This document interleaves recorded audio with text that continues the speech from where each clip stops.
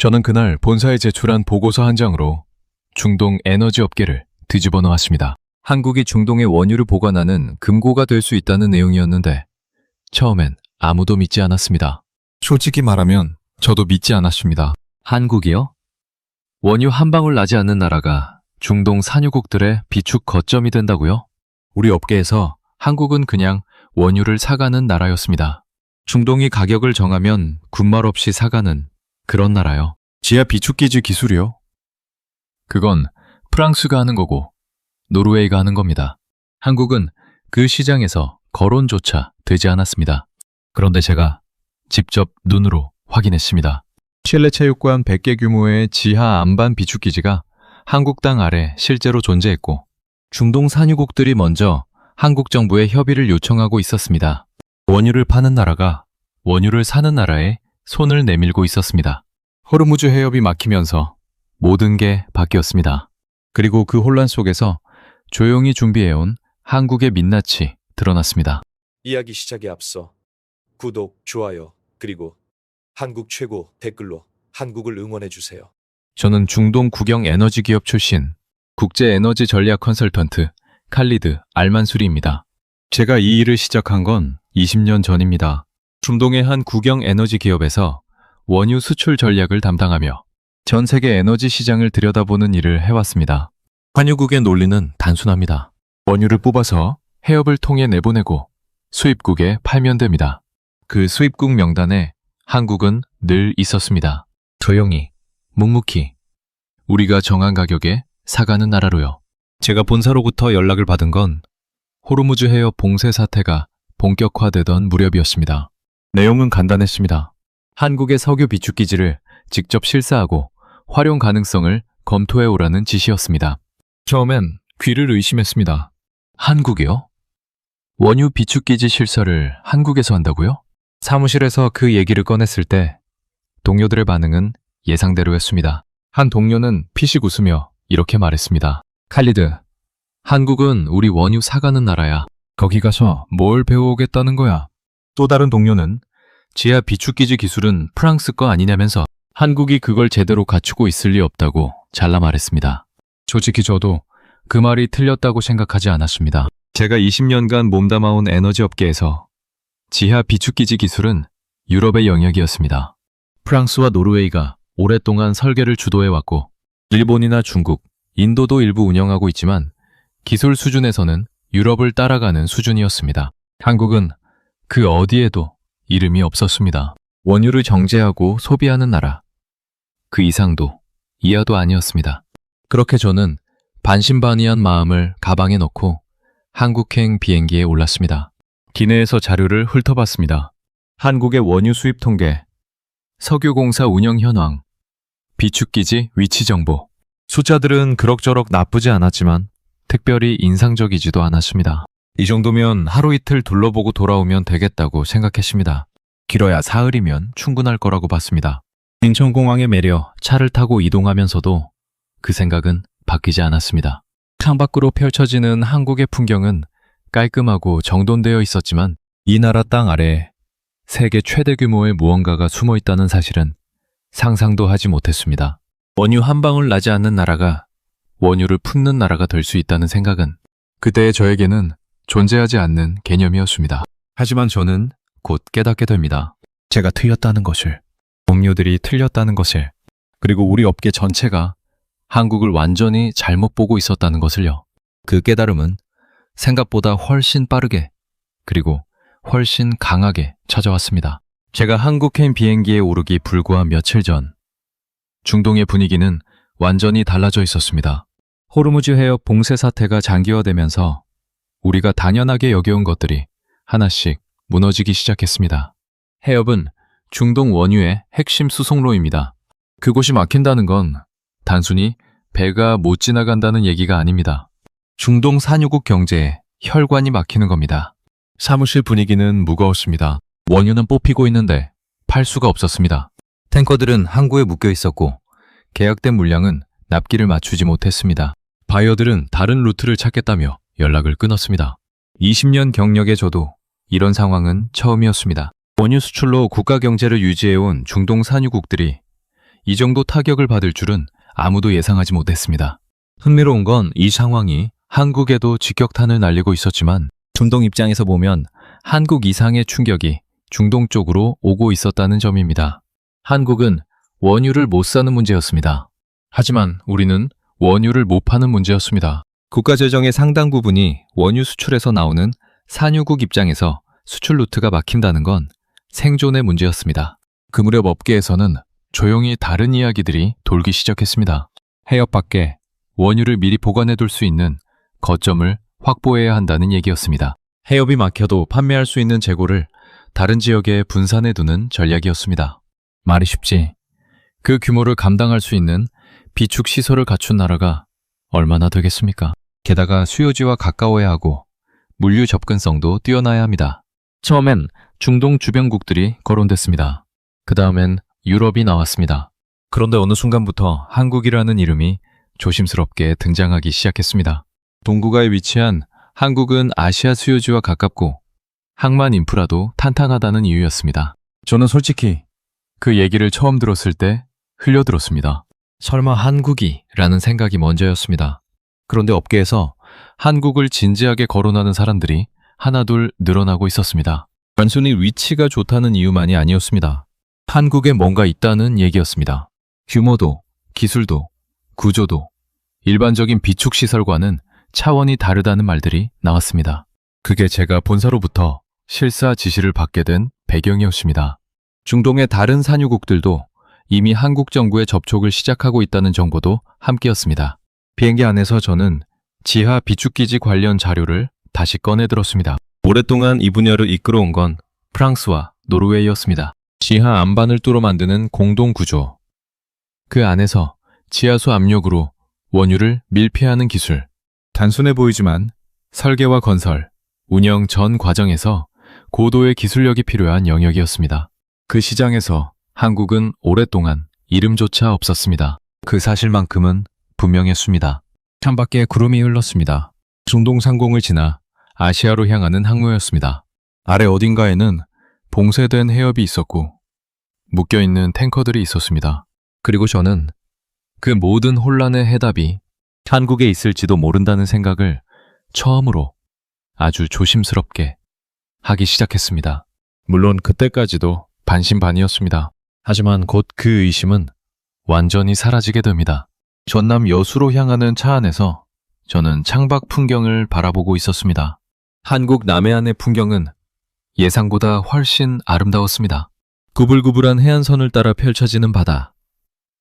그 사이로 자리 잡은 항만시설들. 그런데 제 눈길을 끈 건 바다가 아니었습니다. 저 멀리 보이는 산 아래, 아무것도 없는 것처럼 보이는 그 땅 아래 제가 찾아온 것이 있었습니다. 안내를 맡은 한국석유공사 담당자가 차 안에서 간략히 설명을 시작했습니다. 여수 지하 비축기지는 단일 기준으로 세계 최대 규모입니다. 저는 그 말을 듣고 속으로 피식했습니다. 세계 최대라는 표현은 마케팅에서 흔히 쓰는 말이니까요. 그런데 다음 문장에서 저는 멈췄습니다. 총 저장 용량 4,725만 배럴, 실내 체육관 약 100개에 달하는 규모입니다. 저는 숫자를 다루는 사람입니다. 20년간 원유 수출 전략을 짜면서 배럴 단위에 누구보다 익숙합니다. 4,000 예드샵 25만 배럴이 얼마나 큰 숫자인지 누구보다 잘 압니다. 그 숫자가 단일 시설 하나에서 나온다는 게 쉽게 믿어지지 않았습니다. 저는 담당자에게 다시 한번 확인했습니다. 단일 시설 기준으로요? 담당자는 고개를 끄덕였습니다. 네, 단일 시설 기준 세계 최대입니다. 시설 안으로 들어서는 순간 저는 말을 잃었습니다. 지하 안반을 뚫어 만든 공동 구조는 사진으로 본 것과 차원이 달랐습니다. 끝이 보이지 않는 공간이 지하 깊숙이 펼쳐져 있었습니다. 유럽의 지하 비축기지를 몇 곳 방문한 적이 있었지만 이 규모는 달랐습니다. 압도적이었습니다. 중동에서 수십 년간 원유를 다뤄온 저도 이런 시설 앞에서는 작아지는 기분이었습니다. 담당자의 설명은 계속됐습니다. 한국석유공사는 현재 여수, 거제, 평택, 구리, 울산 등 5곳에 지하 저장 시설을 운영하고 있습니다. 한국 전체 비축 용량은 약 1억 4,597만 배럴에 달하며 이 중 약 90%가 이미 사용 중입니다. 저는 그 숫자를 머릿속으로 정리했습니다. 1억 4,500 97만 배럴. 중동의 웬만한 산유국 한 달치 수출 물량에 맞먹는 숫자였습니다. 그런데 더 놀라운 게 있었습니다. 이 시설이 단순히 크다는 게 아니었습니다. 한국 정유사들이 호르무즈 해협을 통과하지 않는 경로로 전 세계 17개국에서 확보한 대체 원유가 4월에만 4,600만 배럴이었습니다. 5월엔 7,200만 배럴로 늘었습니다. 두 달 합산 약 1억 1,800만 배럴. 해협이 막혀 있는데도 한국은 이미 17개국을 뚫어 원유를 끌어오고 있었습니다. 5월 물량만 따져도 평시 대비 82% 수준이었습니다. 저는 잠시 그 자리에 멈춰 섰습니다. 원유 한 방울 나지 않는 나라가 해협이 막힌 상황에서 전 세계 17개국을 동원해 원유를 확보하고 있었습니다. 그것도 이 거대한 지하시설을 바탕으로요. 동료들이 비웃던 장면이 머릿속을 스쳤습니다. 한국은 그냥 원유 사가는 나라 아니냐고 했던 그 말이요. 저는 그 순간 그 말이 얼마나 틀렸는지를 조금씩 실감하기 시작했습니다. 그런데 진짜 충격은 아직 시작도 하지 않았습니다. 이 시설의 진짜 비밀은 규모가 아니었습니다. 이 공간이 어떻게 운영되고 누구를 위해 설계되어 있는지를 알게 되는 순간 저는 이 출장의 의미가 완전히 달라졌음을 직감했습니다. 담당자가 저를 안내한 곳은 시설 내부의 작은 브리핑룸이었습니다. 지하 깊숙한 곳에 자리 잡은 그 공간에서 저는 처음으로 이 시설의 구조적 원리에 대한 설명을 들었습니다. 솔직히 말하면 저는 그때까지도 이곳이 그냥 크고 잘 만든 저장 창고라고 생각하고 있었습니다. 그 생각이 바뀌기까지는 그리 오래 걸리지 않았습니다. 담당자가 먼저 설명한 건 지하 비축기지의 물리적 원리였습니다. 지하 안반을 뚫어 만든 공동 구조 안에 원유를 저장하는 방식인데 핵심은 지하수 압력을 활용한다는 점이었습니다. 원유는 물보다 가볍고 물과 섞이지 않습니다. 그 성질을 이용해 자연 상태의 지하수 압력으로 공동 내부를 밀폐하는 겁니다. 외부로 유출되지 않도록 별도의 복잡한 설비에 의존하지 않고 물리적 원리만으로 안정성을 확보하는 방식이라고 했습니다. 저는 엔지니어가 아닙니다. 하지만 에너지 전략 컨설턴트로 20년을 일하면서 전 세계 비축 시설들을 숱하게 검토해 왔습니다. 그 경험으로 갔을 때 이 방식이 얼마나 정교한지는 충분히 알 수 있었습니다. 복잡한 기계 설비 없이 자연의 물리 원리만으로 안정성을 확보한다는 것. 그건 단순함의 극치였습니다. 그리고 단순한 것이 가장 강하다는 건 이 업계에서도 통하는 진리입니다. 그런데 더 놀라운 사실이 이어졌습니다. 이 기술은 오랫동안 프랑스와 노르웨이 등 유럽이 주도해온 분야였습니다. 일본, 중국, 인도도 일부 운영하고 있지만 설계 분야만큼은 유럽 의존도가 높은 영역이었습니다. 그런데 한국석유공사는 설계, 건설, 운영 전 과정의 기술 자립화를 이미 달성했다고 했습니다. 제가 잘못 들은 줄 알고 다시 물었습니다. 전 과정이요? 설계부터 운영까지 전부 독자적으로 한다는 말인가요? 담당자는 담담하게 고개를 끄덕였습니다. 저는 속으로 계산을 했습니다. 유럽이 수십 년에 걸쳐 축적한 기술을 한국이 독자적으로 따라잡았다는 얘기였습니다. 게다가 그 기술을 베트남과 아랍에미리트에 이미 수출하고 있다고 했습니다. 유럽 중심이던 지하 비축기지 시장에서 한국이 조용히 존재감을 키워온 겁니다. 저는 그 순간 머릿속에서 무언가가 재배열되는 느낌을 받았습니다. 한국은 기술을 배우는 나라가 아니었습니다. 기술을 파는 나라가 되어 있었습니다. 브리핑이 이어지면서 저는 이 시설이 단순한 저장소가 아니라는 걸 점점 더 강하게 직감했습니다. 그리고 그 직감은 담당자가 다음 주제를 꺼내는 순간 확신으로 바뀌었습니다. 국제 공동 비축 사업이라는 단어가 처음 나온 건 그때였습니다. 저는 그 단어를 처음 들었습니다. 20년간 원유 수출 전략을 다뤄온 저도 이 사업의 존재를 몰랐습니다.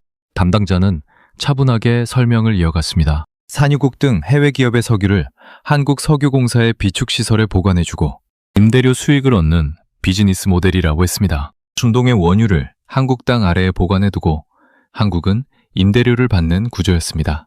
그 설명을 듣는 순간 저는 아랍에미리트, 아부다비 국영석유사가 이미 이 사업 계약을 맺었다는 사실을 떠올렸습니다. 출장 전 자료를 훑어볼 때 그냥 지나쳤던 내용이었습니다. 그때는 그게 무슨 의미인지 몰랐습니다. 지금은 알았습니다. 중동의 산유국이 자신들의 원유를 한국 땅에 맡기고 있었습니다. 그것도 단순한 임시 보관이 아니라 정식 계약을 통해서요. 저는 잠시 말을 잃었습니다. 그리고 담당자에게 조심스럽게 물었습니다. 그게 전부입니까? 담당자는 살짝 미소를 지으며 고개를 저었습니다. 아직 핵심이 남아있다고 했습니다. 저는 그 말의 의미를 알지 못한 채 다음 설명을 기다렸습니다. 하지만 이미 제 손에는 식은땀이 맺히기 시작하고 있었습니다. 담당자가 꺼낸 다음 설명은 짧았습니다. 하지만 그 짧은 문장이 저의 20년 경력을 통째로 흔들어 놓았습니다. 국제 공동 비축 사업에는 단순한 임대료 수익 외에 또 하나의 조항이 있다고 했습니다. 수급 위기가 발생하면 한국 정부가 보관 중인 해당 물량을 먼저 살 수 있는 우선 구매권을 확보한다는 내용이었습니다. 저는 그 말을 듣고 한동안 아무 말도 하지 못했습니다. 우선 구매권, 중동의 원유를 한국 땅에 보관해두고 위기가 오면 한국이 그 원유를 먼저 가져갈 수 있다는 얘기였습니다. 산유국 입장에서 다시 정리해보면 이렇습니다. 중동이 원유를 한국에 맡깁니다. 한국은 임대료를 받습니다. 그런데 에너지 위기가 터지면 한국이 그 원유에 대한 우선권을 행사합니다. 원유를 파는 나라가 원유를 사는 나라에게 우선권을 넘겨주는 구조였습니다. 저는 컨설턴트로서 수십 개국의 에너지 협약과 계약 구조를 검토해왔습니다. 하지만 이런 구조는 처음이었습니다. 표면적으로는 산유국에게도 이득입니다. 해협 밖에 원유를 미리 보관해두면 봉쇄 리스크를 줄일 수 있고 시장 상황을 보며 판매 타이밍을 조율할 수 있습니다. 임대료도 받습니다. 그런데 그 이면에는 위기 상황에서 한국이 가장 먼저 그 물량을 확보할 수 있다는 조항이 박혀 있었습니다. 실제로 이번 호르무즈 해협 봉쇄 사태에서 이 구조가 작동했다고 담당자는 말했습니다. 대체 원유 물량을 확보하는 과정에서 국제 공동 비축 사업이 긍정적인 역할을 했다는 겁니다. 해협이 막힌 상황에서 한국이 이미 자국 땅 아래에 보관해둔 물량에 우선 접근할 수 있었다는 얘기였습니다. 이론이 아니라 실전에서 검증된 구조였습니다. 저는 창밖도 없는 지하 브리핑룸 안에서 머릿속으로 빠르게 계산했습니다. 중동 산유국들이 한국 비축기지를 활용하면 할수록 한국의 에너지 안보는 더 탄탄해지는 구조였습니다. 산유국은 리스크를 줄이기 위해 원유를 맡기고 한국은 그 물량에 대한 우선권을 확보합니다. 양쪽 모두 이득처럼 보이지만 위기의 순간에 실질적인 주도권을 주는 건 한국이었습니다. 그리고 한국은 여기서 멈추지 않았습니다. 현재 전체 비축 용량 약 1억 4,597만 배럴 중 90%가 이미 사용 중인 상황에서 약 2천만 배럴 규모의 추가 증설을 추진하고 있다고 했습니다. 단순히 저장 능력을 늘리는 게 아니었습니다. 글로벌 원유 흐름을 흡수하는 전략적 거점으로서의 역할을 더욱 강화하겠다는 의도였습니다. 한국은 이 위기를 기회로 보고 있었습니다. 저는 그 순간 본사 동료들의 얼굴이 떠올랐습니다. 한국은 그냥 원유 사가는 나라 아니냐고 피시 굳던 그 얼굴들이요. 그들에게 지금 이 구조를 설명하면 어떤 표정을 지을까 생각했습니다. 원유를 사는 나라가 원유를 파는 나라의 물량에 우선 구매권을 갖는 구조. 중동이 한국의 원유를 맡기면 맡길수록 한국의 에너지 주도권이 강화되는 구조.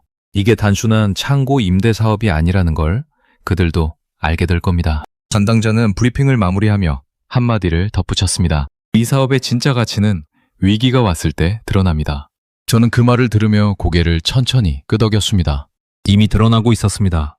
호르무즈 해협이 막힌 지금 이 순간에도 한국은 그 구조 위에서 조용히 움직이고 있었습니다. 그리고 저는 아직 이 시설의 전모를 다 보지 못했다는 걸 직감하고 있었습니다. 브리핑룸을 나온 저는 담당자와 함께 시설 내부를 더 둘러봤습니다. 걸으면서도 머릿속은 계속 돌아가고 있었습니다. 우선 구매권 구조가 주는 충격이 채 가시지 않은 상태였는데 담당자는 아직 보여줄 게 더 있다고 했습니다. 저는 솔직히 이 이상 뭐가 더 있을까 싶었습니다. 하지만 한국은 제 예상을 계속 벗어났습니다. 담당자가 꺼낸 다음 주제는 대체 원유 수입 루트였습니다. 호르무즈 해협이 막힌 상황에서 한국이 어떻게 원유를 끌어오고 있는지에 대한 얘기였습니다. 저는 이미 17개국에서 대체 원유를 확보했다는 사실은 알고 있었습니다. 그런데 그 루트의 구체적인 내용은 몰랐습니다. 핵심은 얀부항이었습니다. 사우디아라비아 홍해 연안에 위치한 얀부항은 호르무즈 해협을 통과하지 않고도 원유를 수출할 수 있는 거점 항구입니다. 한국으로 들어오는 대체 원유 중 비중이 가장 큰 사우디 원유가 바로 이 얀부항을 통해 반입되고 있었습니다. 얀부항의 하루 처리 능력은 500만 배럴 이상입니다. 해협이 막혀도 이 루트를 통해 원유가 흘러들어올 수 있는 구조가 이미 작동하고 있었습니다. 저는 그 설명을 들으며 다시 한번 멈췄습니다. 에너지 전략 컨설턴트로서 얀부항의 존재는 알고 있었습니다. 하지만 한국이 이 항구를 이 정도로 적극적으로 활용하고 있다는 건 몰랐습니다. 호르무즈가 막히는 상황을 미리 상정하고 대체 루트를 사전에 확보해뒀다는 얘기였습니다. 즉흥적인 대응이 아니었습니다. 오래전부터 준비된 전략이었습니다. 담당자는 계속해서 설명을 이어갔습니다. 한국 정부가 이번 추가 경정 예산에 나프타 수급 안정화를 위해 6,744억 원을 편성했다고 했습니다. 나프타는 플라스틱과 합성섬유 등 각종 화학 제품의 핵심 원료입니다. 석유화학 산업의 기초 소재인 만큼 이 공급이 흔들리면 산업 전반이 흔들립니다. 한국 정부는 그 위험을 이미 파악하고 선제적으로 예산을 투입하고 있었습니다. 수치는 구체적이었습니다. 지난해 80% 수준이었던 나프타 분해 설비 가동률이 올해 3월에는 55%까지 떨어졌습니다. 호르무즈 봉쇄의 여파가 산업 현장에 직접 타격을 주고 있다는 증거였습니다. 그런데 한국 정부는 이 가동률을 70%까지 끌어올리겠다는 목표를 세우고 이미 움직이고 있었습니다.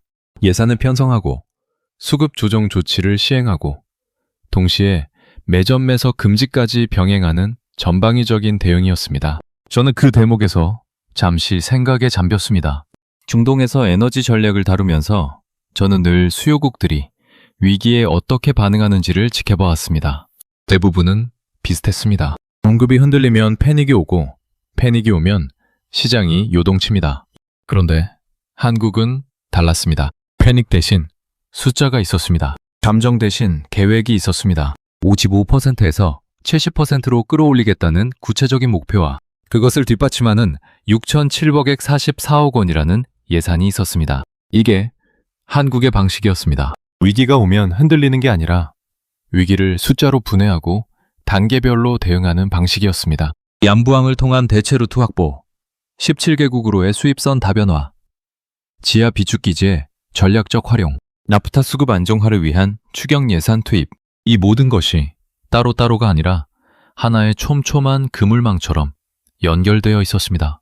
저는 시설을 나서면서 하늘을 올려다봤습니다. 지하에서 지상으로 올라오니 눈이 부셨습니다. 그 순간 저는 이 출장이 단순한 실사 방문이 아니었음을 깨달았습니다. 저는 지금 에너지 위기 속에서 조용히 재편되고 있는 글로벌 판도의 한가운데를 걷고 있었습니다. 그리고 그 중심에 한국이 있었습니다. 원유 한 방울 나지 않는 나라가 원유를 둘러싼 세계의 새로운 축으로 떠오르고 있었습니다. 여수를 떠나 서울로 돌아오는 차 안에서 저는 노트북을 열었습니다. 머릿속에 가득 찬 것들을 정리해야 했습니다. 사흘이면 충분할 거라고 생각했던 출장이 일주일을 넘기고 있었습니다. 시설을 둘러보면 볼수록, 자료를 확인하면 확인할수록 새로운 질문이 생겼고 그 질문들이 저를 더 깊은 곳으로 끌어당겼습니다. 보고서를 쓰기 시작했습니다. 처음엔 간단하게 쓸 생각이었습니다. 시설 규모 확인, 운영 현황 점검, 활용 가능성 검토. 그런데 손가락이 멈추지 않았습니다. 쓸수록 내용이 늘어났습니다. 단순한 실사 보고서가 아니라 제가 목격한 것들을 전부 담아야 한다는 생각이 들었습니다. 여수 지하 비축기지의 압도적인 규모, 지하수 압력을 활용한 밀폐 구조, 기술 자립화와 해외 수출, 국제 공동 비축 사업의 우선 구매권 구조, 얀부항을 통한 대체 루트, 나프타 수급 안정화를 위한 전방위 대응까지 저는 제가 본 것을 있는 그대로 담았습니다. 보고서를 본사에 제출한 건 귀국 다음 날이었습니다. 반응은 빠르게 왔습니다. 처음엔 믿지 않는 눈치였습니다. 한국 비축기지가 단일 기준 세계 최대라고요? 설계부터 운영까지 기술 자립화를 달성했다고요? 우선 구매권 조항이 실제로 작동했다고요? 질문이 쏟아졌습니다. 저는 하나씩 답했습니다. 직접 보고 확인한 내용이라고요. 그런데 며칠 후 상황이 달라지기 시작했습니다. 보고서가 본사 내부에서 돌기 시작하더니 어느새 업계로 퍼져나갔습니다. 중동의 에너지 업계는 좁습니다. 한 곳에서 시작된 정보는 빠르게 퍼집니다. 그리고 그 정보가 퍼지면서 예상치 못한 일들이 벌어졌습니다. 중동의 여러 산유국들이 한국 정부에 직접 협의를 요청하기 시작했습니다. 한국 비축기지를 역외 석유 비축기지로 검토하겠다는 의사를 밝히며 접촉해 나선 겁니다. 이미 아랍에미리트 아부다비 국영 석유사와 계약을 맺은 한국이었지만 이제는 다른 산유국들도 줄을 서기 시작한 것이었습니다. 원유를 파는 나라들이 원유를 사는 나라에 먼저 손을 내밀고 있었습니다. 저는 그 소식을 듣고 잠시 멍하니 있었습니다. 불과 몇 주 전만 해도 동료들은 한국은 그냥 원유 사가는 나라 아니냐고 했습니다. 그 동료들이 지금 이 상황을 보면 어떤 말을 할까요? 중동이 한국에 협의를 요청하고 있다는 사실을 그들은 어떻게 받아들일까요? 한국산업통상자원부 산업자원안보실장은 공식 브리핑에서 한국 석유, 비축기지를 사용하고 싶어하는 나라들이 많아지고 있다며 특히 중동 쪽에서 비축기지 활용에 관심이 높아지고 있다고 밝혔습니다. 산유국들은 원유를 해협 밖에 미리 두고 나중에 팔 수 있다면 리스크를 감소시킬 수 있다고 본다는 설명도 덧붙였습니다. 공식 석상에서 나온 발언이었습니다. 더 이상 업계 내부의 소문이 아니었습니다. 그리고 저는 한 가지 사실이 더 있다는 걸 알고 있었습니다. 한국이 베트남과 아랍에미리트에 이미 지하 비축기지 기술을 수출하고 있다는 사실이었습니다. 오랫동안 프랑스와 노르웨이가 주도하던 그 시장에서 한국이 조용히 영역을 넓혀온 겁니다. 단순한 저장시설 운영국을 넘어 기술 수출국으로 자리매김한 나라. 그 나라가 이제 중동 산유국들의 역외 비축 거점으로 부상하고 있었습니다. 저는 보고서 마지막 페이지를 다시 펼쳤습니다. 제가 결론 부분에 쓴 문장이 있었습니다. 한국은 더 이상 원유를 사는 나라가 아닙니다. 한국은 원유의 흐름을 조율하는 나라입니다. 그 문장을 다시 읽으면서 저는 고개를 끄덕였습니다. 틀리지 않았습니다. 오히려 부족했습니다. 현실은 제가 쓴 것보다 훨씬 앞서 있었습니다. 한국에서 돌아온 지 한 달이 지났습니다. 그동안 많은 것이 바뀌었습니다. 제 보고서는 업계 안에서 계속 돌았고 중동의 여러 산유국들이 한국과의 협의를 본격화하고 있다는 소식이 들려왔습니다. 저를 비웃던 동료들은 더 이상 아무 말을 하지 않았습니다. 대신 조용히 저에게 자료를 요청해 왔습니다. 한국 비축기지에 대해 더 알고 싶다고요. 저는 그 요청들을 받으면서 이상한 감정을 느꼈습니다. 통쾌함이 아니었습니다. 묵직함이었습니다. 한국이 이 자리에 오기까지 얼마나 오랜 시간을 준비해 왔는지를 생각하면 가볍게 웃을 수가 없었습니다. 원유 한 방울 나지 않는 땅에 세계 최대 규모의 지하 비축기지를 만들고 유럽이 독점하던 기술을 독자적으로 개발하고 그것을 다른 나라에 수출하는 단계까지 올라서기까지 그건 하루아침에 된 일이 아니었습니다. 저는 컨설턴트로서 지금까지 수십 개국의 에너지 전략을 분석해왔습니다. 그 경험을 바탕으로 말씀드리면 에너지 안보는 자원이 있다고 해서 완성되지 않습니다. 자원이 없어도 전략이 있으면 됩니다. 한국이 바로 그 증거입니다. 중동은 원유를 갖고 있지만 해협이 막히면 팔 수가 없습니다. 한국은 원유가 없지만 해협이 막혀도 버틸 수 있는 구조를 만들어뒀습니다. 그리고 이제 중동이 그 구조 안으로 들어오고 싶어 하고 있습니다. 전체 비축 용량 약 1억 4,597만 배럴, 그중 90%가 이미 사용 중인 상황에서 2천만 배럴 추가 증설을 추진하고 있는 한국. 여수, 거제, 평택, 구리, 울산 5곳의 지하시설을 운영하며 세계 최대 단일 비축기지를 보유한 한국. 설계부터 건설, 운영까지 기술 자립화를 달성하고 베트남과 아랍에미리트에 그 기술을 수출하는 한국. 호르무즈가 막혀도 17개국에서 대체 원유를 끌어오고 얀부항을 통해 사우디 원유를 반입하고 나프타 수급 안정화를 위해 6,744억 원을 투입하는 한국. 이 모든 숫자와 사실들이 말해주는 건 하나입니다. 한국은 준비된 나라였습니다. 위기가 와서 준비한 게 아니라 위기가 오기 전부터 준비해온 나라였습니다. 그리고 그 준비가 지금 이 순간 빛을 발하고 있었습니다. 중동의 산유국들이 한국에 협의를 요청하는 장면은 에너지 업계에서 전례 없는 일입니다. 원유를 파는 나라가 원유를 사는 나라에 먼저 손을 내미는 일은 제 20년 경력에서 한 번도 본 적이 없는 장면이었습니다. 하지만 지금 그 일이 실제로 벌어지고 있습니다. 중동이 한국을 역외 석유 비축기지로 검토하며 접촉하고 있습니다. 원유를 사던 나라가 중동의 금고가 되고 있습니다. 저는 이 사실을 본사 동료들 앞에서 직접 발표했습니다. 한때 저를 비웃던 그 동료들 앞에서요. 발표가 끝나고 회의실은 한동안 조용했습니다. 누구도 쉽게 말을 꺼내지 못했습니다. 그리고 가장 크게 비웃었던 동료가 천천히 입을 열었습니다. 우리가 한국을 잘못 봤군. 그 한마디가 전부였습니다. 저도 잘못 봤습니다. 업계 전체가 잘못 봤습니다. 한국은 그냥 원유를 사가는 나라가 아니었습니다. 조용히, 묵묵히, 오랜 시간 동안 준비해온 나라였습니다. 위기가 왔을 때 흔들리는 나라가 아니라 위기를 기회로 바꾸는 나라였습니다. 그리고 지금 그 나라가 글로벌 에너지 판도의 새로운 축으로 떠오르고 있습니다. 호르무즈 해협은 여전히 막혀 있습니다. 하지만 한국은 막히지 않았습니다. 오히려 이 위기 속에서 한국의 존재감은 더 커지고 있습니다. 단순한 원유 소비국을 넘어 에너지 허브 국가로, 기술 수출국으로, 중동 산유국들이 원유를 맡기고 싶어하는 나라로, 한국은 지금 조용하지만 확실하게 세계 에너지 지도를 다시 그리고 있습니다.